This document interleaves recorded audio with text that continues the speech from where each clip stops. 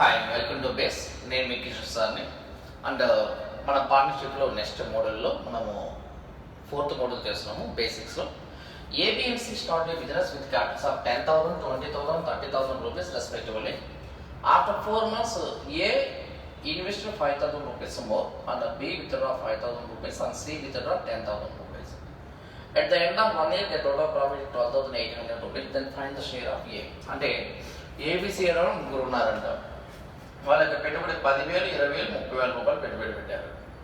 4 ఏళ్ళ తర్వాత ఏ అనేవాడు చేశాడు, వాడు పెట్టుబడి పెంచాడు, 5,000 పెంచాడు. బి అనేవాడు 5,000 తగ్గించాడు, సి అనేవాడు 10,000 తగ్గిస్తాయి. సంవత్సరం చివరిగా 12,800 రూపాయలు వచ్చినట్టయితే ఏ యొక్క ప్రాఫిట్ ఎంత అనేది కావాలి.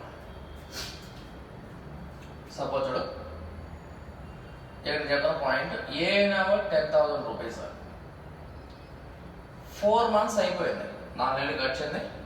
వీడు పెట్టుబడి ఏం చేస్తున్నాడంటే పెంచాడు. ఎంత పెంచాడు? 5,000 రూపాయలు పెంచాడు. అంటే ఎంత? ఇది 15,000 ఇంటూ 8.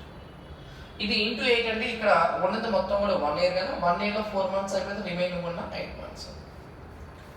ఆ తర్వాత ఇక బి గురించి మాట్లాడాడు. బి అనేవాడు మాట్లాడాడు. బి అనేవాడికి ఇన్వెస్ట్మెంట్ ఎంత? 20,000 రూపీస్, 4 months అయిపోయింది.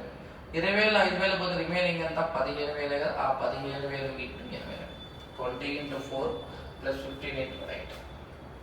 ఆ తర్వాత సిఎన్ అవర్ తీసుకున్నాం అనుకో. సిఎన్ అవర్ ఇన్వెస్ట్మెంట్ ఎంత? 30,000 రూపీస్, 4 months గడిచింది, 4 నెలలు గడిచిపోయింది. 30,000 రూపీస్, 4 months గడిచిపోయిన తర్వాత 10,000 వెనక్కి తీసిస్తాడు. రిమైనింగ్ ఎంత? ఇది 20 into 8. ఈడేమన్నా ఫస్ట్ పర్సన్, వీడు సెకండ్ పర్సన్, వీడు థర్డ్ పర్సన్. ఇక్కడ క్యాలిక్యులేషన్ చేస్తాం అనుకో. 10 4 40, 15 అయితే 120. 120 plus 40 అంటే ఎంత? ఇది ఈ వాల్యూ అనేది ఎంత అంటే ఇది 160. ఇది 15 8 120 plus 80 అంటే ఎంత వాల్యూ ఎంత? ఇది 200. ఇది 28 160 plus 120 అంటే ఎంత? ఇది 200. అంటే మొత్తం పొట్టి వాల్యూ చేస్తే జీరోస్ క్యాన్సిల్ అయిపోగా ఇది 4 7s 4 5s 4 4s. సో ఇక్కడ వీడికి 7 parts రావాలి, ఇది 5 parts రావాలి, అక్కడికి 4 parts రావాలి. అంటే మొత్తం ఎంత? 16 భాగాలే కదా.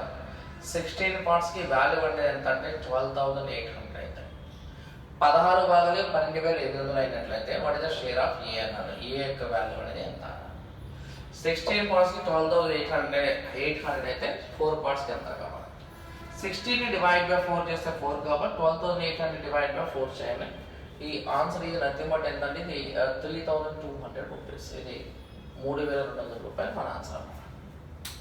అంటే ఈడి పెట్టుబడిలో 4 months తర్వాత మార్పు వచ్చింది. ఈడి పెట్టుబడిలో కూడా 4 months తర్వాత మార్పు వచ్చింది. ఈడి పెట్టుబడిలో కూడా 4 months తర్వాత మార్పు వచ్చింది. 10,000 రూపాయలతో 4 నెలలు, 15,000 రూపాయలతో 8 నెలలు, 20,000 రూపాయలతో 4 నెలలు, 15,000 రూపాయలతో 8 నెలలు, 30,000 రూపాయలతో 4 నెలలు, 20,000 రూపాయలతో 8 నెలలు అనమాట. ఇలా క్యాలిక్యులేషన్ అనేది ఇలా జరుగుతుంది.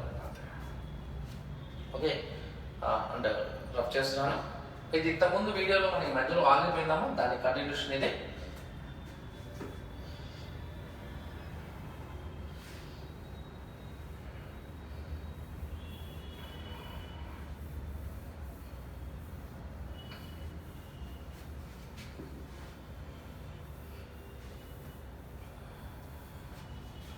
అంటే దాని తర్వాత ఓకే, ఇది అయిపోయిన తర్వాత లాస్ట్ మోడల్ ఇక్కడ ఏమన్నా అంటే ఇక్కడ క్వశ్చన్ రాస్తున్నాను. A and B started a business with the capitals of A and B started a business with the capitals of 5,000 and 4,000 rupees respectively.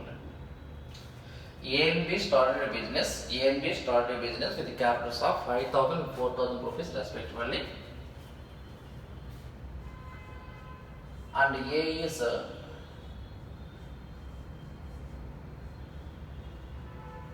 working partner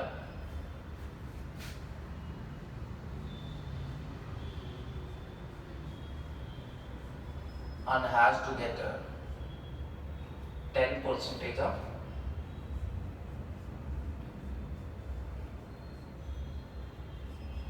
total profit as his salary. And A is working partner and has to get 10% total profit as his salary. And the total profit is 9,000 rupees. Then find the share of A. Then find the share of A.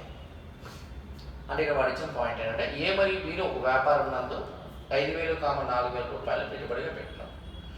ఏ నబడి ప్రత్యక్ష భాగస్వామి కావడం చేత వచ్చిన మొత్తం లాభంలో 10% జీతంగా పంచుకున్నాం. మొత్తం లాభం 9,000 రూపాయలు అయినట్లయితే అందు ఏ యొక్క భాగం ఎంతో కావాలి. ఇక్కడ వాడు ఇచ్చిన పాయింట్స్ చూడు. ఇక్కడ ఈడేమో ఏ అనేవాడు, లేదా సపోజ్ వీడేమో బి అనేవాడు. ఏ అనేవాడికి ఆల్రెడీ నేను 10% ఇచ్చేసాను.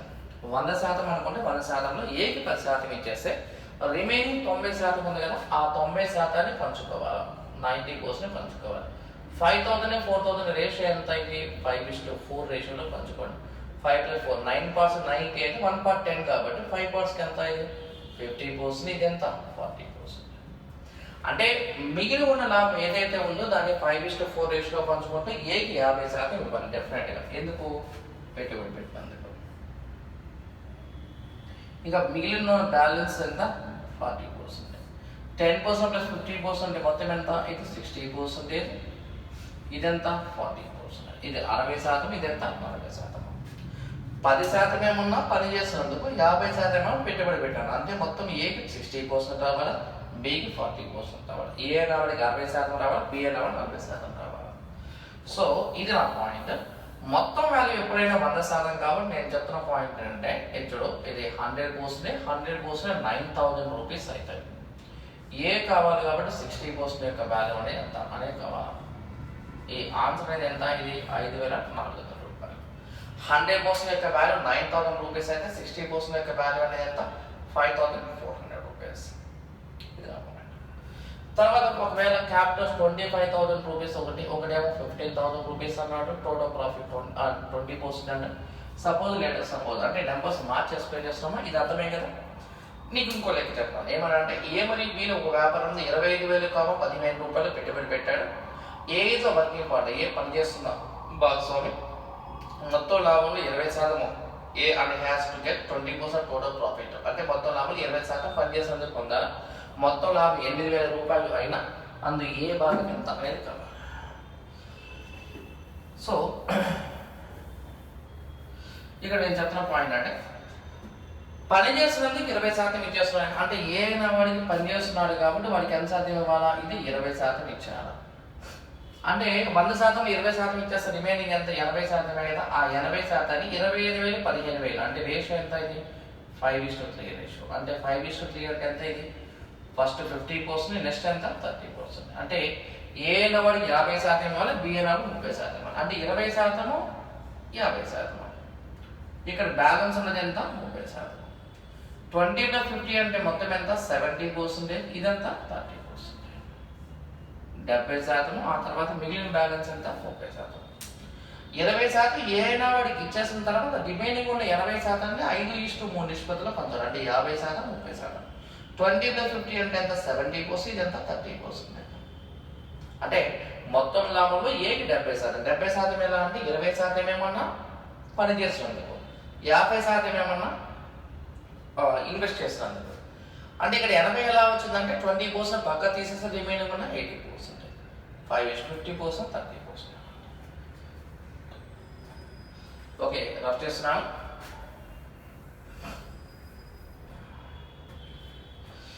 ఓకే చూడు, ఇక్కడ మనకి ఇలా 70%, 30% అలా తీసుకున్న తర్వాత నెక్స్ట్ నేనేమనంటే మొత్తం అనేది లాభం కాబట్టి దీన్ని 100%గా తీసుకోవాలి. గుర్తుపెట్టుకో, 100% అంటే 8,000 రూపాయలు అయినప్పుడు అది ఏ భాగం కావాలి కాబట్టి 70%కి ఎంత? 100% 8,000, 70% ఎంతో కావాలి కాబట్టి ఆన్సర్ ఇది ఈక్వల్స్ ఎంత? 5,600. 100% 8,000 అయితే 70% వాల్యూ అనేది ఎంత? 5,600. 5,600 మనకి ఆన్సర్ అయిపోతుంది అన్నమాట. ఇది పార్ట్నర్షిప్లో ఉన్న ప్రాబ్లమ్స్. ఇవన్నీ కూడా కేవలం బేసిక్స్ అన్న. ఈ బేసిక్స్ మించి మనం తర్వాత చేద్దాము. ఫస్ట్ బేసిక్స్ బాగా నేర్చుకుంటే చాలు, రిమైనింగ్ అన్నీ కూడా చేస్తాం.